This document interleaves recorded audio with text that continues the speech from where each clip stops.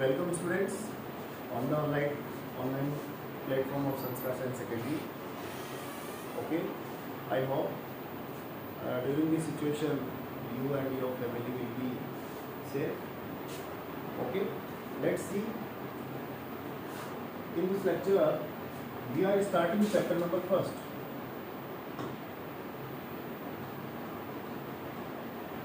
That is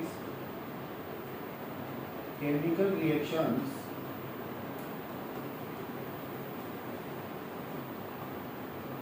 and equations. Okay, this is the chapter number first of class 10, chemical reactions and equations. This chapter is given in your textbook. Okay, so first of all we should talk about the physical chains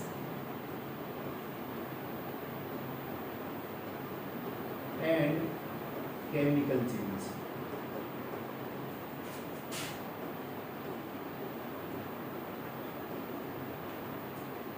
About this topic we have discussed many times in the previous classes.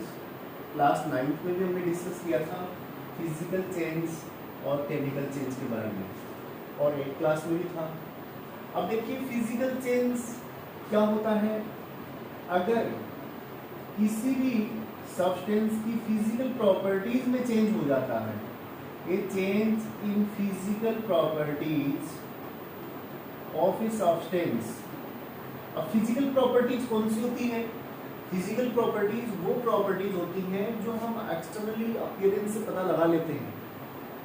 जैसे मान लीजिए object की state आपको वो बाहर से पता चल जाएगा, ऑब्जेक्ट की जो कलर है, शेप है, साइज है, ये सब फिजिकल प्रॉपर्टीज होती हैं। अगर किसी भी ऑब्जेक्ट या किसी भी सब्सटेंस की फिजिकल प्रॉपर्टीज में चेंज होता है तो वो फिजिकल चेंज होता है। फॉर एग्जाम्पल हम बात करें melting of ice. Ice melt होती है, लेकिन वो जैसे ही लिक्विड स्टेट में आती है, वाटर जैसे ही लिक्विड स्टेट में आता है, उसे हम वापस फ्रीज करके आइस में चेंज कर सकते हैं। फिजिकल चेंज की खास बात यही होती है कि ये रिवर्सिबल होता है, और सेकंड कि इसके अंदर कोई भी न्यू सब्सटेंस नहीं बनता है। No new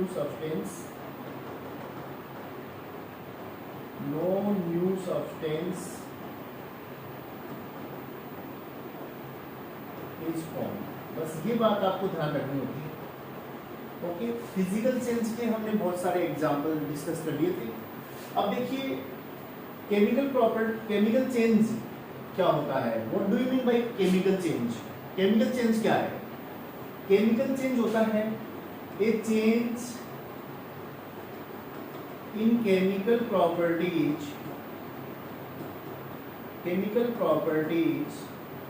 of a substance.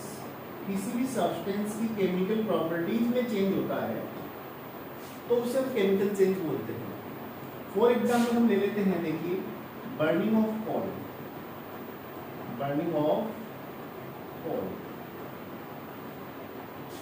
देखिए कोल मतलब कोयला जब जलता है, कोयले में मोस्टली कौन सा एलिमेंट होता है? कार्बन। कोल मेनली कार्बन एलिमेंट से बना होता है, अदर एलिमेंट्स होते हैं, सल्फर वगैरह भी होते हैं, but carbon element is found mostly in the coal. अब देखिए कोयला है, उसे हम हीट करेंगे एयर की प्रेजेंस में। एयर की प्रेजेंस की बात मैं इसलिए कर रहा हूँ क्योंकि एयर के अंदर ऑक्सीजन होती है। Oxygen supports burning. जितने भी बर्निंग प्रोसेस हैं, कोई भी फ्यूल जब जलेगा तो ऑक्सीजन रिक्वायरमेंट होगी। तो कोयला जब जलता है तो ये कार्बन ऑक्सीजन से रिएक्शन कर लेता है जो एटमॉस्फेयर में होती है। ओके, तो कार्बन डाइऑक्साइड का फॉर्मेशन होता है, और ये है कार्बन डाइऑक्साइड जो न्यू सब्सटेंस है। ध्यान दीजिए आप लोग, कोयले के अंदर कार्बन था, लेकिन अब कार्बन से कार्बन डाइऑक्साइड बन गई। ये एक न्यू सब्सटेंस है। ओके, मतलब पूरा का पूरा हम कह सकते हैं कि केमिकल प्रॉपर्टीज या केमिकल कंपोजिशन ही बदल गया है, तो ये केमिकल चेंज है। केमिकल चेंज की सबसे खास बात देखिए, हम देखेंगे जैसे हमने यहाँ फिजिकल में देखा कि फिजिकल चेंजेस रिवर्सिबल होते हैं, मतलब रिवर्स हो सकते हैं, वापस ऑपोजिट डायरेक्शन में चल सकता है, और no new substances are form, कोई भी नया सब्सटेंस नहीं बनता है। लेकिन यहाँ देखिए केमिकल चेंज की सबसे खास बात यह है कि केमिकल चेंज में कार्बन डाइऑक्साइड, जैसे बर्निंग ऑफ कोल में आपने देखा कि कार्बन डाइऑक्साइड का फॉर्मेशन होता है, न्यू सब्सटेंसेज। केमिकल चेंज में हमेशा न्यू सब्सटेंसेस बनेंगे, या तो एक बनेगा या उससे ज़्यादा बनेंगे। और दूसरी बात ये है, most of chemical changes are irreversible changes. Irreversible changes का मतलब ये है कि वापस से ये ऑपोजिट डायरेक्शन में, रिवर्स डायरेक्शन में नहीं होगा। जैसे कार्बन से कार्बन डाइऑक्साइड का फॉर्मेशन हो गया यहाँ, तो वापस से कार्बन नहीं बनेगा। ओके, तो केमिकल चेंज की बहुत सारे एग्जाम्पल है, बर्निंग ऑफ एनी फ्यूल और electrolysis of water and rusting of iron. There are many examples of chemical changes we will study in this chapter. Okay, अब देखिए इस चैप्टर में हमारा सबसे पहला टॉपिक है, वो है chemical reactions. Chemical reactions, okay.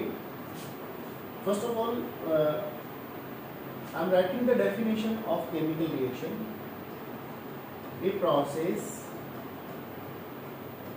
in which one or more substances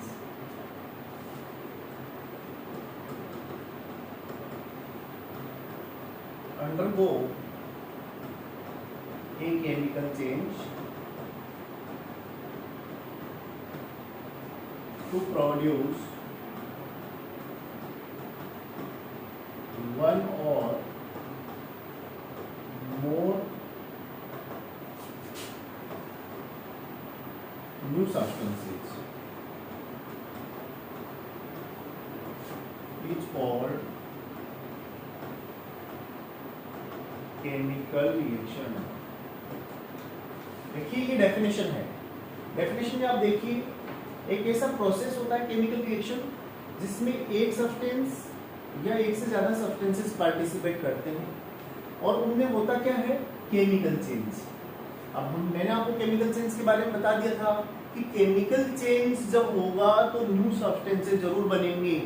तो आप ध्यान दो, कोई भी केमिकल रिएक्शन जब होती है, देन वन और more new substances are form, एक या एक से ज्यादा न्यू सब्सटेंसेस बनेंगे।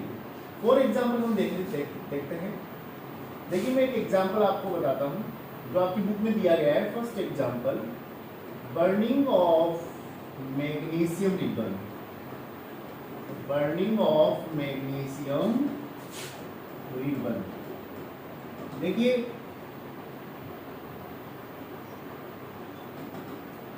आपकी बुक में बताया गया है। देखिए जैसे ये मैग्नीशियम है, वो ऑक्सीजन से रिएक्शन कर लेता है और बन जाता है मैग्नीशियम ऑक्साइड।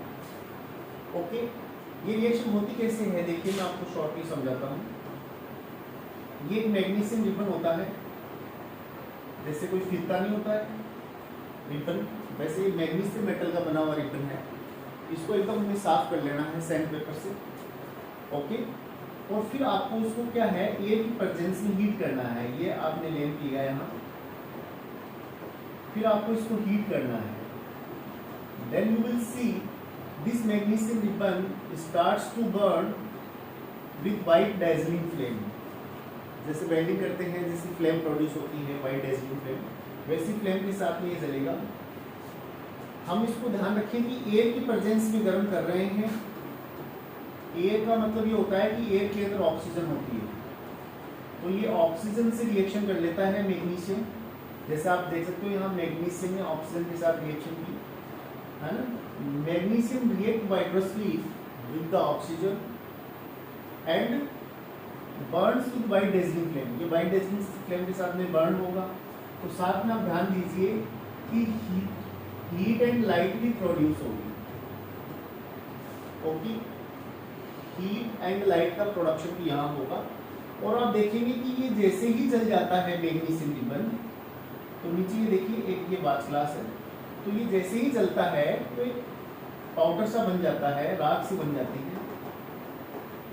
ये जो पाउडर है या एस है, ये है मैग्नीशियम ऑक्साइड। अब आप लोग समझ सकते हैं कि ये केमिकल चेंज है। क्यों? क्योंकि यहाँ देखिए दो सब्सटेंसेस मैग्नीशियम एंड ऑक्सीजन, इन दोनों की रिएक्शन हुई है और न्यू सब्सटेंस का फॉर्मेशन हुआ है। तो ये क्या है? केमिकल रिएक्शन है। देखो आप समझ सकते हैं, here two substances undergo a chemical change to produce one new substance. Okay, तो ये केमिकल रिएक्शन है। चलो मैं एक एग्जांपल आपको और समझाता हूँ। Okay, we are taking another example. Second example मैं आपके सामने बता रहा हूँ, reaction of zinc, reaction of zinc with sulphuric acid.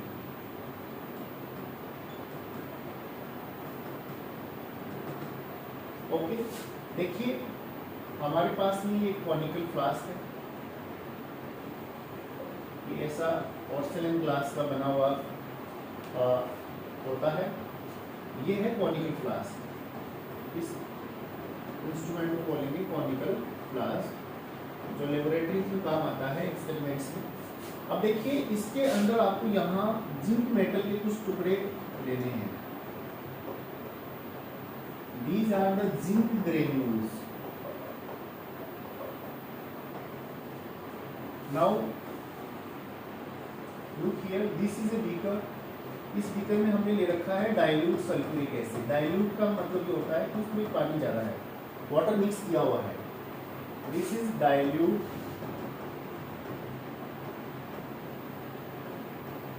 Sulphuric acid.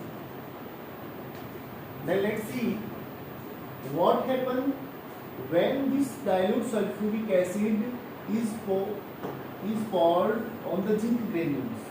जैसे ही आप इस डाइल्यूट सल्फ्यूरिक एसिड को इन जिंक ग्रेन्यूल्स, मतलब ये जिंक मेटल के जो टुकड़े हैं उन पे डालेंगे तो क्या होगा?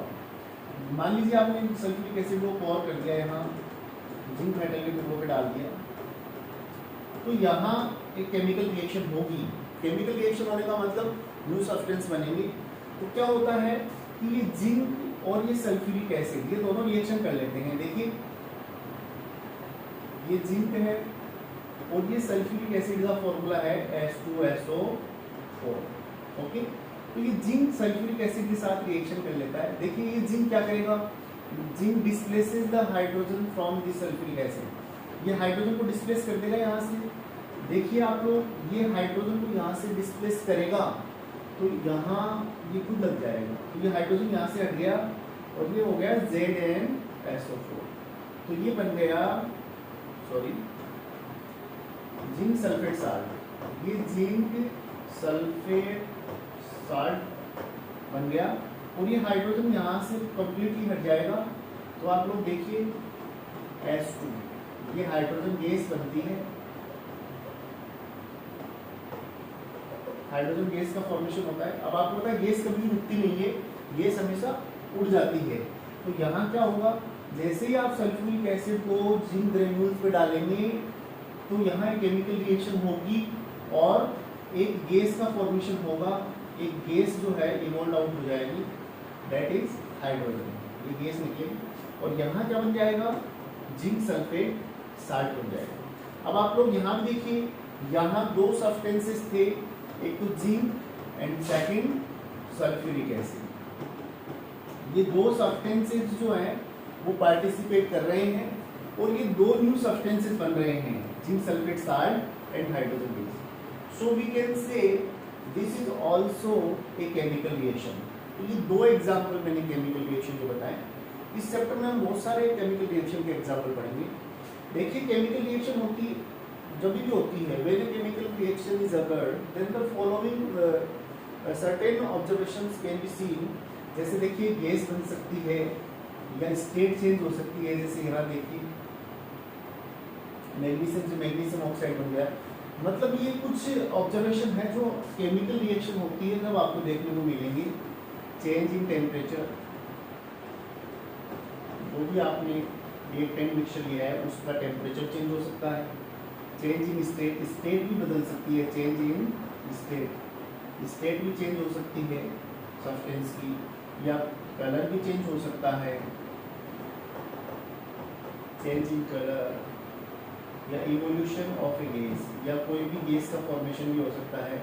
ये कुछ ऑब्जर्वेशन है, मतलब जब भी केमिकल रिएक्शन होती है तो ये ऑब्जर्वेशन आपको देखने को मिल सकते हैं। जो भी आपने रिएक्टेंट मिक्सचर लिया है उसका टेम्परेचर कम या ज़्यादा हो सकता है, स्टेट चेंज हो सकती है, कलर चेंज हो सकता है, या कोई गैस का इवोल्यूशन भी हो सकता है। जैसे देखिए यहाँ गैस का इवोल्यूशन हुआ है, जैसे आपने डाइल्यूट सल्फ्यूरिक एसिड को जिंक ग्रेन्यूल्स पे पॉर किया तो हाइड्रोजन गैस का फॉर्मेशन होता है। ओके, अब देखिए दो टाइप के सब्सटेंसेस होते हैं, reactants and products. When a chemical reaction is occurred, जब भी कोई केमिकल रिएक्शन होती है then there are two type of substances। तो दो टाइप के सब्सटेंसेस आपको देखने को मिलेंगे, रिएक्टेंट्स एंड प्रोडक्ट्स। देखिए वेरी सिंपल है, आप समझेंगे। जो सब्सटेंसेस केमिकल रिएक्शन में पार्टिसिपेट करते हैं वो होते हैं रिएक्टेंट्स। जैसे यहाँ देखिए ये मैग्नीशियम और ये ऑक्सीजन, ये दो सब्सटेंसेस हैं, ये रिएक्टेंट्स हैं।